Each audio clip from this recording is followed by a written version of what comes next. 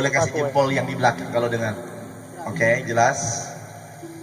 Saya mau bicara sesuatu tentang nama yang orang nyanyikan tadi, Yesus. Kenapa Anda sampai sebegitu berharganya? Saya mau bicara tentang nama yang disalahpahami.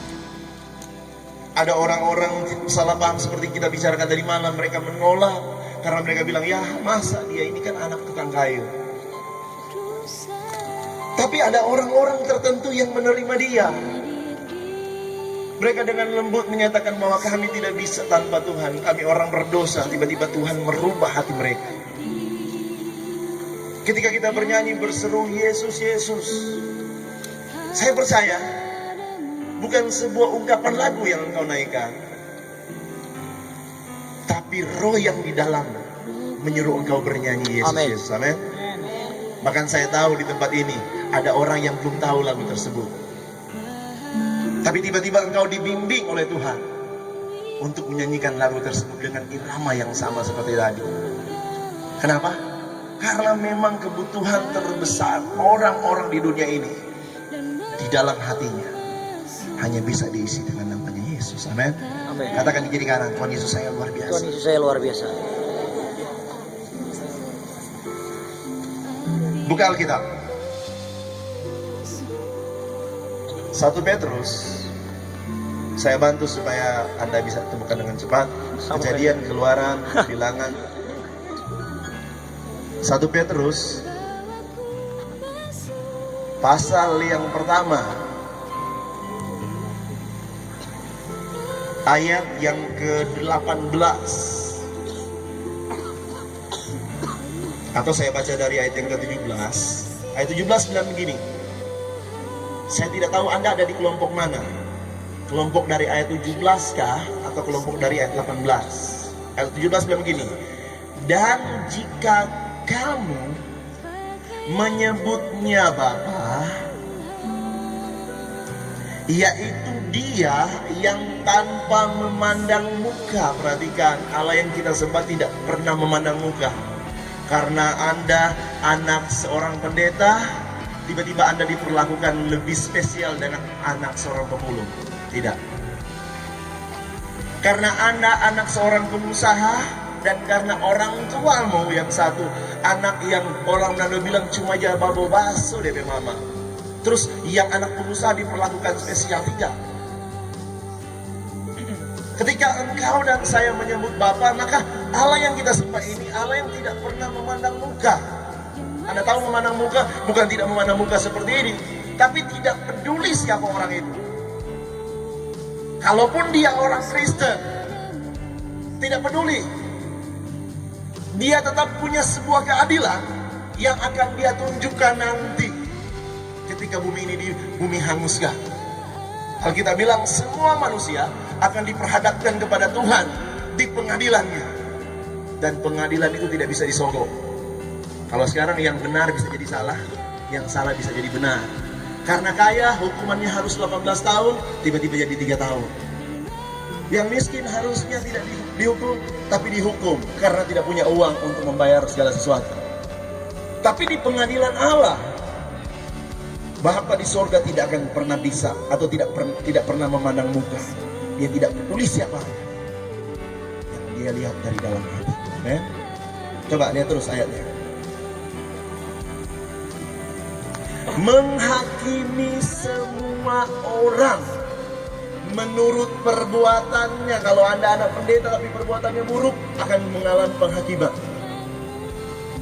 Maka ini diperingatkan kepada orang-orang yang sudah tahu kebenaran firman Tuhan.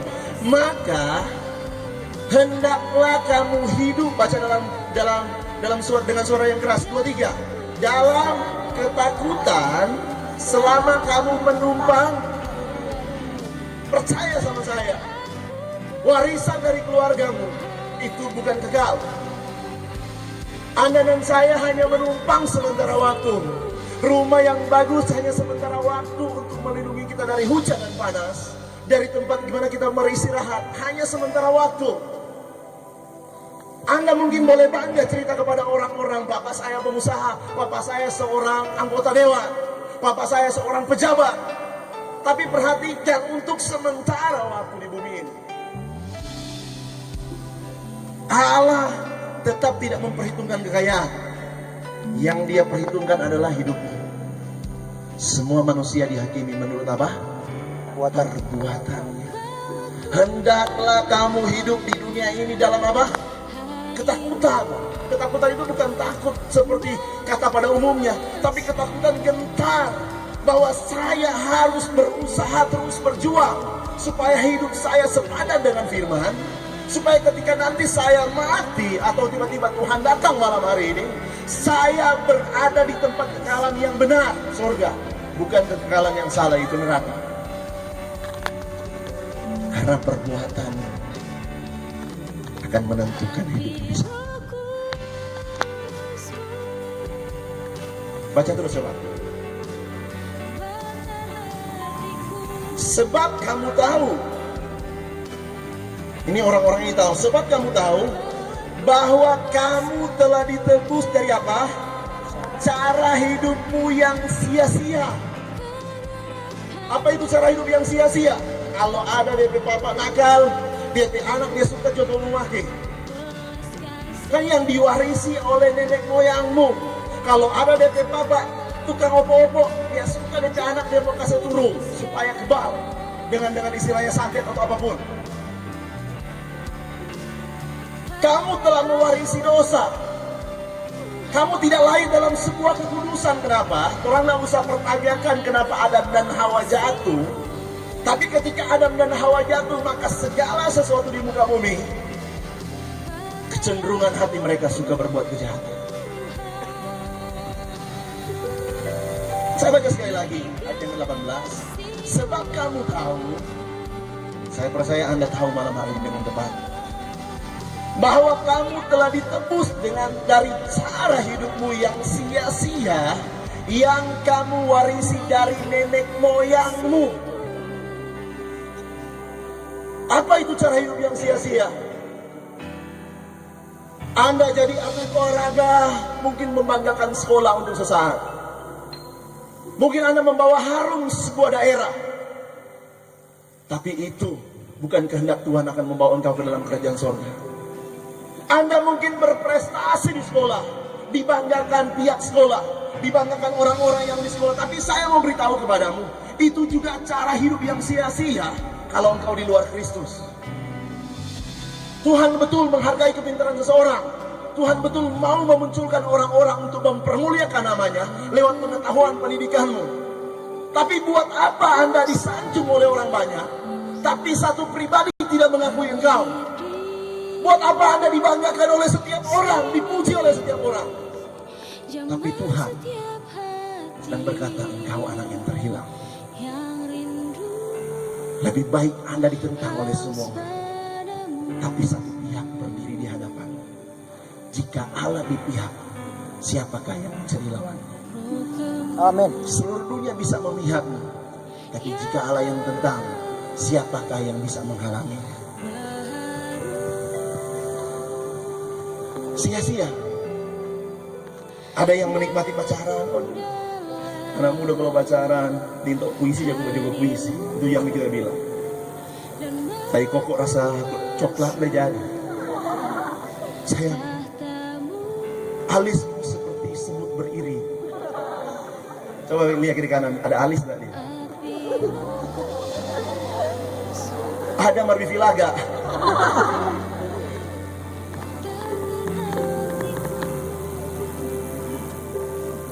Matamu seperti apa kan? Bibirmu merekah seperti buah delima. Panas dalam maksudnya.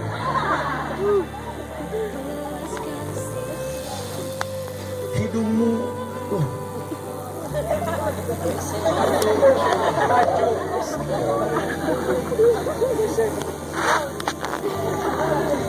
hidungmu coba periksa kalau tak hidung.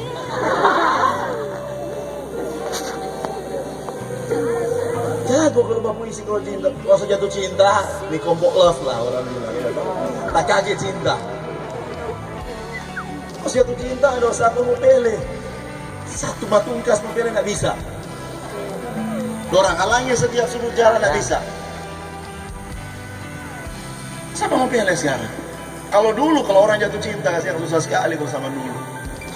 Mau SMS pakai apa? Terpaksa ambil batu, kau lempar di sini. Sebab aku janji dari siang, pokoknya kalau ada batu 3 kali bangun jadi saya cerita. Sama lempar.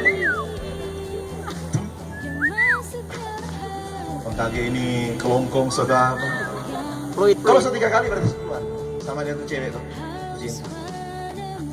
Mar, karena ada handphone susah mau aku janji. Terpaksa di ibadah orang. Ketika di ibadah, bagaimana kamu? Orang baku janji sementara menghadapi papa itu selalu dia tidur lah. Kita suka membawa apel di rumah, membawa apel.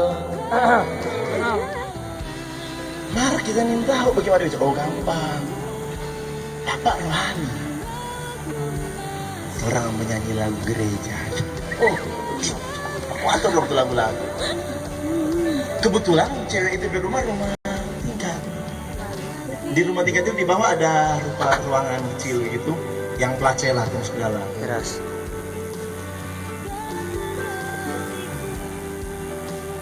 Dorang mau makan di rumah tingkat itu tuh di tinggi begitu, dan sebelum masuk pintu kan biasa ada boleh orang duduk akan di situ. So gelisah, pulang ibadah, gereja. Ada apa? Dia coba lewat di situ, oh lampu masih menyala. Pas begitu di pakai kamar, di muka pintu mau masuk itu tuh di jendela. Dia bagatin ini teman-teman. Bukan rohani kok ini. Jam 10 dia datang, berdiri di depan taman. Rohani. Dia pakai lagu gereja. Aku naik ke rumahmu dengan hati gembira. Ya dia langsung ini dia pada ulang kasar. Aku naik ke rumahmu dengan hati gembira. Tiba-tiba ada suara terdengar sayu dari dalam. Sabar, ayah ada sertaku kamu. Sabar, ibu ada dekatku. Balik ulang dia, dekat-dekat teman-teman. Coba balik ulang cek, sebelum kuliah cek. Aku naik ke rumahmu, tetap sama di jawaban. Sabar, balik ulang lagi. Setengah jam kemudian dia balik. Aku naik ke rumahmu dengan hati gembira. Tiba-tiba suara yang sangat dikenal tiba-tiba menyambut dia. Majulah hai pahlawan, dorang sotidong. Mantap. Dia muter ini. Kalau nangis samar-samar. Namanya orang jatuh cinta kadang-kadang menghayal sendiri. Aku naik ke rumah, tiba-tiba majulah hai pahlawan, cuma dorang sotidong. Pas dia kena yang tangga, 1, 2, 3, tiba-tiba ada suara dari dalam. Sungguh lembut Tuhan Yesus memanggil. So sementara aduh, dapat tidur kode. Itu laki-laki tahu dia pakai suara memadu. Itu laki-laki tahu dia so naik 4 tangga 5 tangga, dia ngerem suruh dia belum laju dong pulang. Dia bapak langsung masuk ref no. Orang berdosa pulang. Langsung kan. Orang kok jatuh cinta dong. Nggak usah kasih ajar tulis puisi. Mau menyanyi suara Fahri lagi jadi bagus. Pak SMS pasti terbaik bisa. Wah, siapa di sini yang belum pernah jatuh cinta? Dia nggak tahu tadi kita udah bilang. Tapi kalau jatuh cinta biar bapak acol. Dong Maria.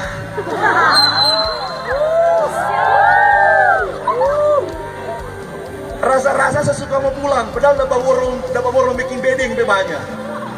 Baru setengah hari dia rasa udah lama ini waktu. Tanpa aku janji dengan Maria. Ketika engkau dekat, aku tidak bisa melihat. Kalau orang jatuh cinta, coba pegang handphone. Kalau orang jatuh cinta, dia suka mau SMS terus. My sweetheart. Bolo-boloku. Pipi Mimi. Mimi dok.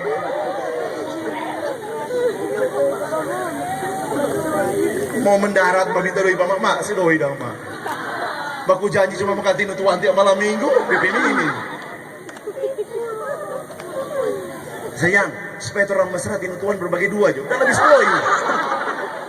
Coba pilih Mimi bagaimana kata.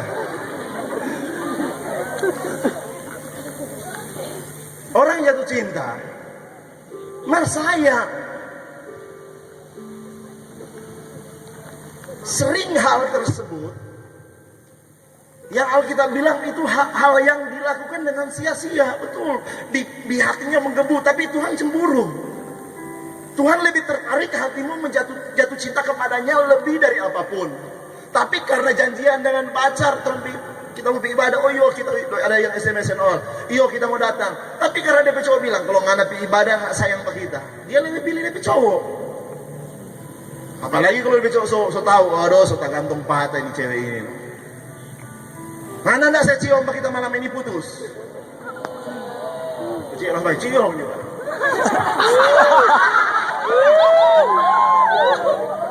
Toh kadang-kadang begitu tuh cowok pakai dia petri. Biasanya cowok yang nakal biasanya begini. Aduh semua tabungkan cowok nakal ini.